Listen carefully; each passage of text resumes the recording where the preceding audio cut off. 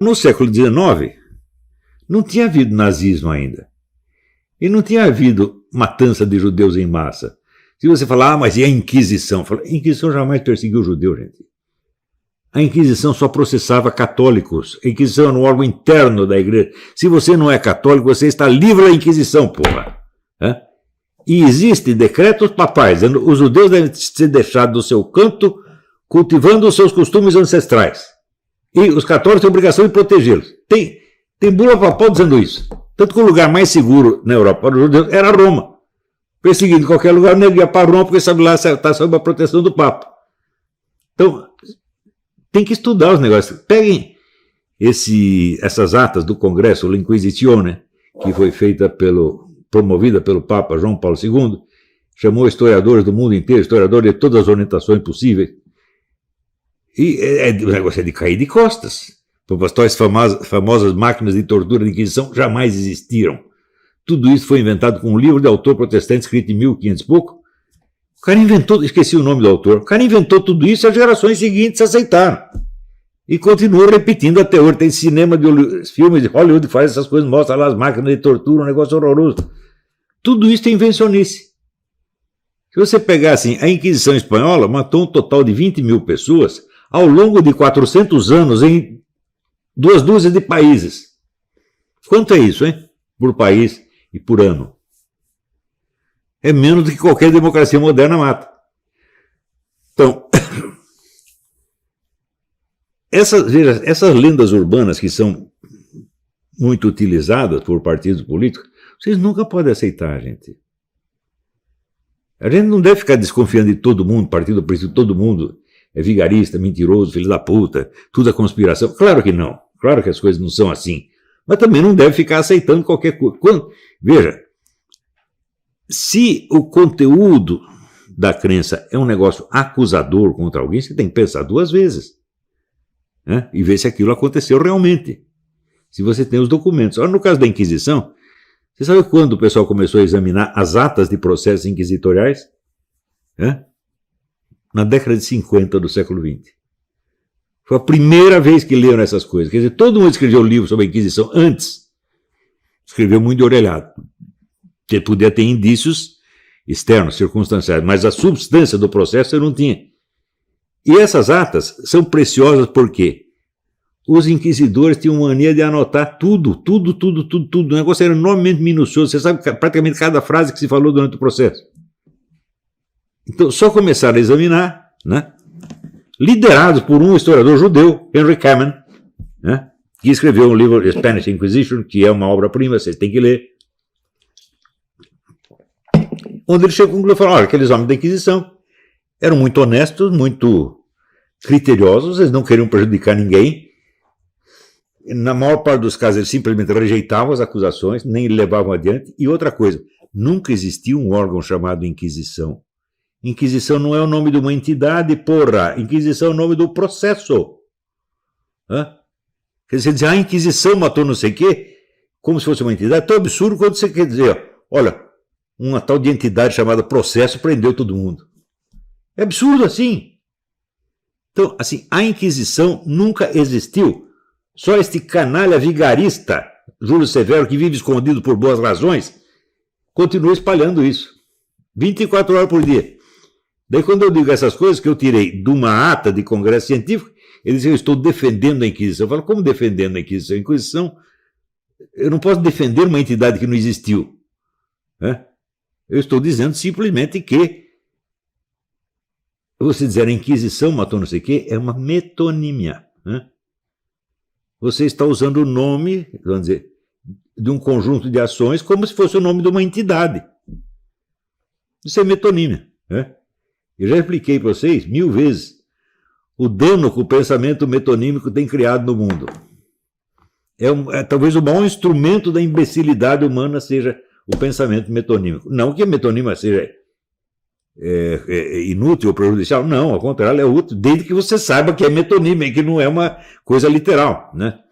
Mas hoje em dia, quem sabe isso? Esse pessoal que foi educado nos sócios costumes divinos não sabe. E este é o grande problema. Vejam você, durante a maior parte da história humana, se entendia que um homem culto é um sujeito que tem uma informação suficiente sobre a literatura, a história e as ciências, tudo junto. Não é isso? Foi só na modernidade, a partir de Napoleão Bonaparte, que se criaram as tais das duas culturas. Cultura das letras e das ciências. Quem vai para a ciência não precisa das letras e vice-versa. O que é, evidentemente, uma estupidez. Não é isso?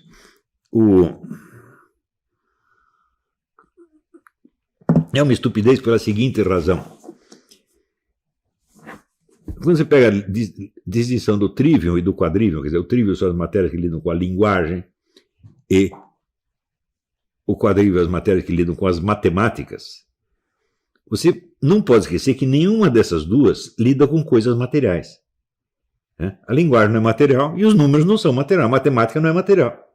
Então são instrumentos e formas que você usa para apreender e discorrer a respeito da realidade. Não é isso? Mas os instrumentos não se confundem com as coisas. Ora, hoje em dia, o sujeito que vai estudar na parte de ciências naturais, quer dizer, vai para o lado do quadrivium, né, ele acha que ele está lidando com realidades.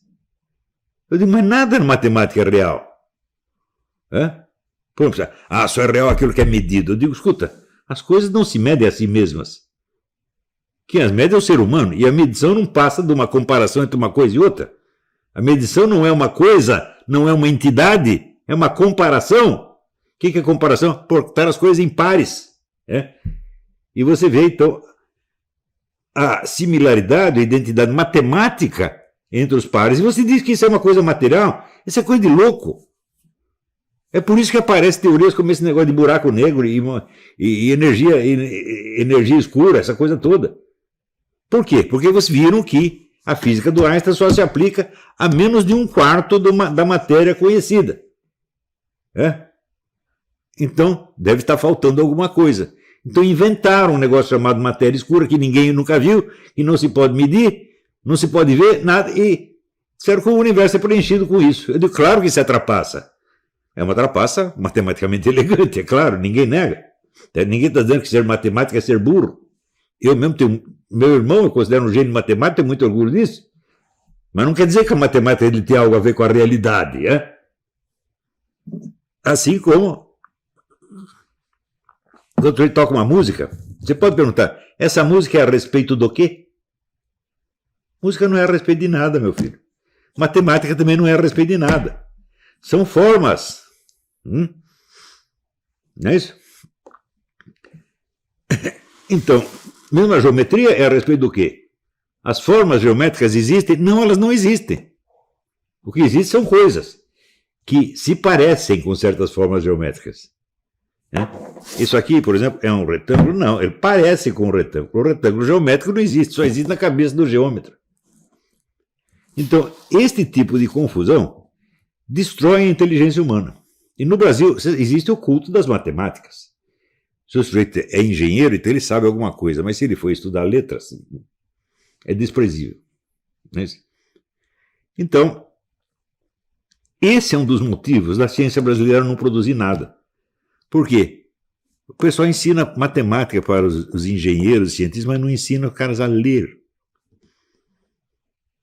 Eu já expliquei, qualquer livro de ciência, ele tem um vocabulário estável.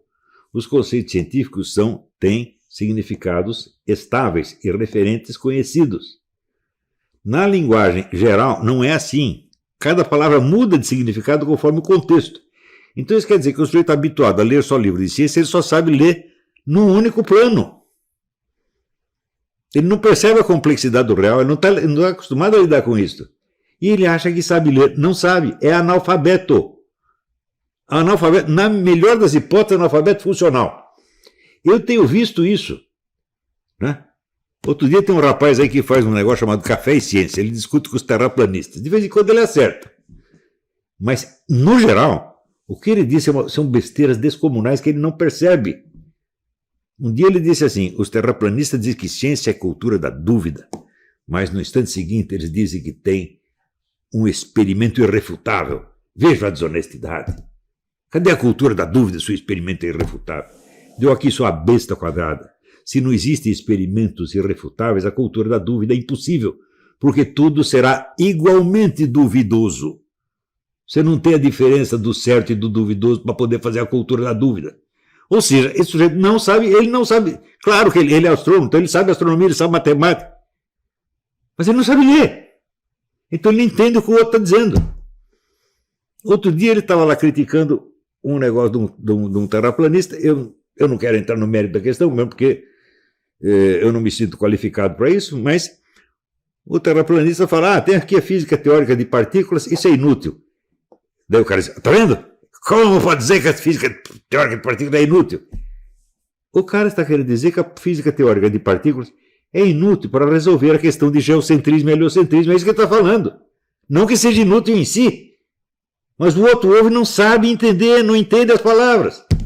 Então, o que fazer com esse cara do Café e Ciência? Volta para a escola primária, reaprende a ler, vai fazer o cursinho do cara na Dalim. Daí, tudo que você aprendeu de ciência, daí começa a ser útil. Daí você vai saber como usar. Por enquanto você não sabe, é que nem um menino lidando com máquinas complexas, não sabe o que... É o aprendiz de feiticeiro. Quase todo o pessoal, os pirulas do mundo são todos assim. Eles não entendem o que ouvem e não entendem o que leem, porra. Não tem formação, vamos dizer, literária suficiente, não tem alfabetização suficiente. Esse socioconstrutivismo é o maior crime que se fez contra a infância e a juventude brasileira.